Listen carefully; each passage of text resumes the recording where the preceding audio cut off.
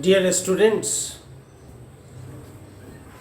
I would like to welcome you most heartily to my YouTube channel, AK Jha English Classes.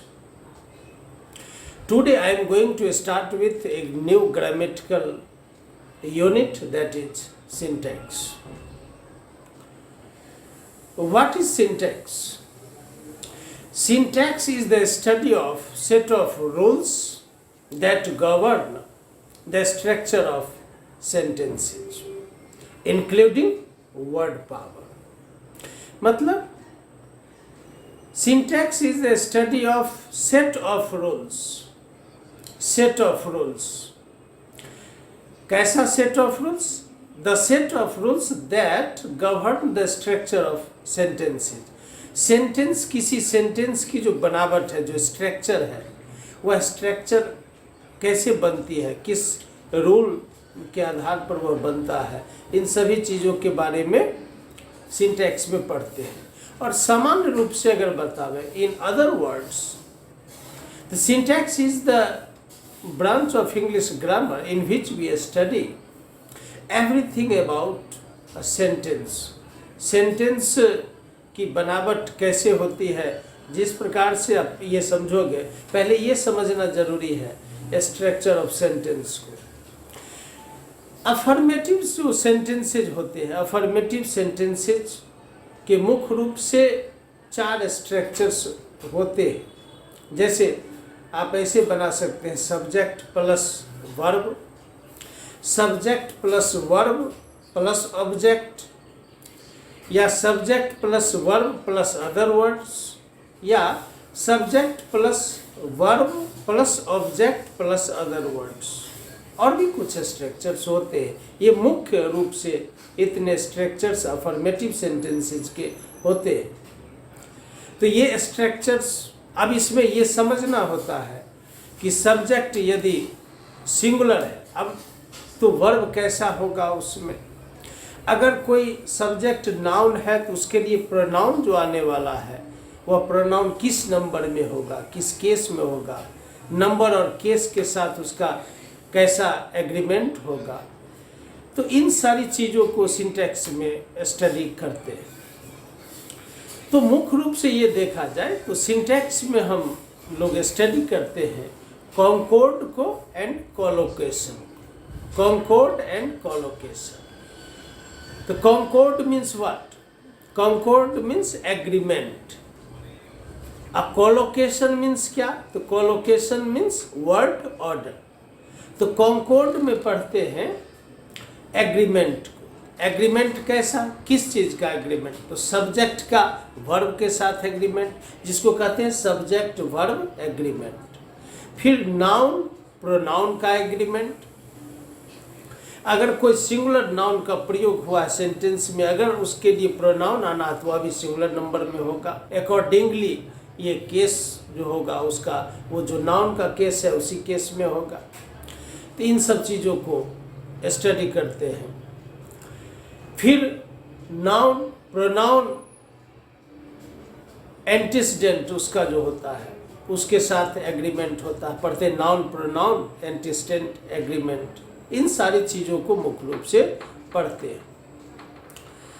तो जो मुख्य रूप से जो पहला चीज़ है उसको पढ़ते हैं सब्जेक्ट वर्ब एग्रीमेंट. इसी को पढ़ते हैं क्योंकि स्ट्रक्चर जो है, सेंटेंस का जो स्ट्रक्चर है, वह स्ट्रक्चर सब्जेक्ट और वर्ब, मुख्य रूप से अगर सबसे छोटा स्ट्रक्चर ले तो किसी सेंटेंस को बनाने के लिए अफर्मेटिव में किसी भी स्ट्रक्चर में आप चले जाओ तो सब्जेक्ट का होना जरूरी है, फिर वर्ब का होना जरूरी है. तो सब्जेक्ट प्लस वर्ब, सब्जेक्ट हो और वर्ब हो तो भी सेंटेंस बन सकता है. सेंटेंस का फॉर्मेशन सब्जेक्ट और वर्ब, ये दो मुख्य रूप से सेंटेंस के फॉर्मेशन में रहता है. अब ये सवाल उठता है यहाँ पर कि अगर सब्जेक्ट सिंगुलर नंबर में है तो वर्ब किस नंबर में होना चाहिए. ये भी क्वेश्चन आपको उसमें आएगा कि ये जो सब्जेक्ट है, the given subject in the sentence, तो वो सब्जेक्ट जो है वह सब्जेक्ट सिंगुलर में है या प्लूरल में है, ये भी जानना आवश्यक है. अब जैसे एग्जाम्पल के लिए सब्जेक्ट मान लो ही का प्रयोग किया गया, he dash has a pen to write a letter. अब यहाँ पर हैज और हैव दोनों में से किसका प्रयोग करेंगे? बहुत सिंपल सेंटेंस मैंने बताया एग्जाम्पल के लिए।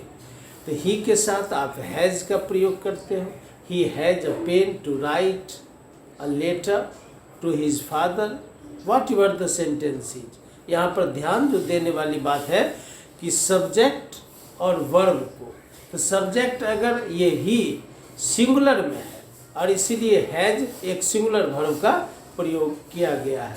Singular subject always takes a singular verb. Subject singular में है इसलिए सिंगुलर वर्ब का प्रयोग किया गया। अब यहाँ पर इसीलिए अब हैव प्लूरल वर्ब है और ही सिंगुलर सब्जेक्ट है। तो सिंटैक्स का पहला ही ये रूल है सब्जेक्ट वर्ब एग्रीमेंट का कि अगर सब्जेक्ट सिंगुलर में है तो उसके साथ सिंगुलर वर्ब का ही प्रयोग होगा। यदि सब्जेक्ट प्लूरल में है तो उसके साथ प्लूरल वर्ब का ही प्रयोग होगा। ये सिंटैक्स का फर्स्ट ही रूल हुआ, ए और बी ये दोनों।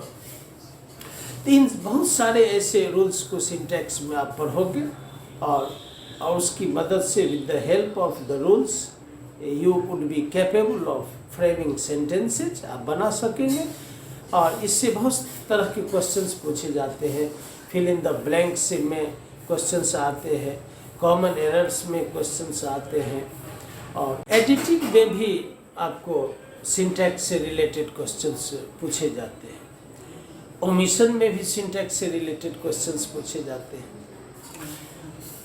और मैंने पहली बात जैसे बताया कॉन्कॉर्ड के बारे में, कॉन्कॉर्ड को स्टडी करना है। और दूसरा collocations. Collocations means word order, word order को पढ़ना है।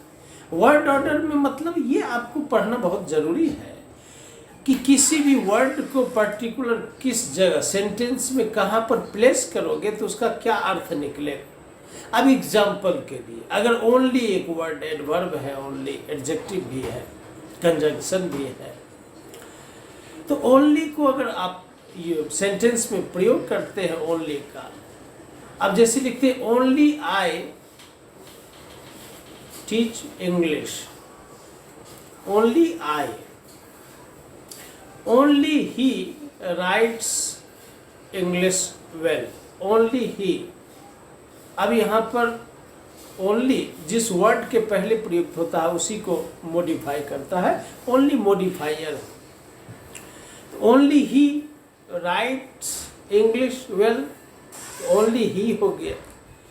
अब यहाँ पर ऐसा अगर आ जाए कि ही ओनली राइट्स इंग्लिश वेल, अब इसमें ओनली राइट जो वर्ब है अब इसको मॉडिफाई कर रहा है। ओनली राइट्स, केवल वह इंग्लिश लिखता है अच्छी तरह, पढ़ता वगैरह नहीं है, बोलता नहीं, केवल लिखता है।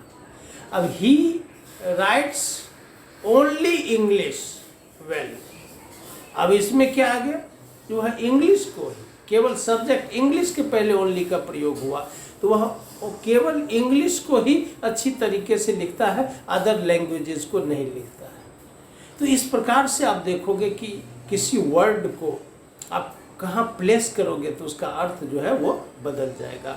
उसी प्रकार से मान लो कि किसी नाउन के पहले एक नहीं, एक से अधिक एडजेक्टिव्स का प्रयोग किया जाना है, तो किस एडजेक्टिव को ठीक नाउन के ठीक पहले रखते हैं, उसके पहले किस एडजेक्टिव को रखना है या उससे पहले किसको रखना है, या यूँ कहें कि किसी सेंटेंस में सबसे पहले कौन सा एडजेक्टिव आएगा, उसके बाद कौन सा आएगा, अंत में कौन सा आएगा।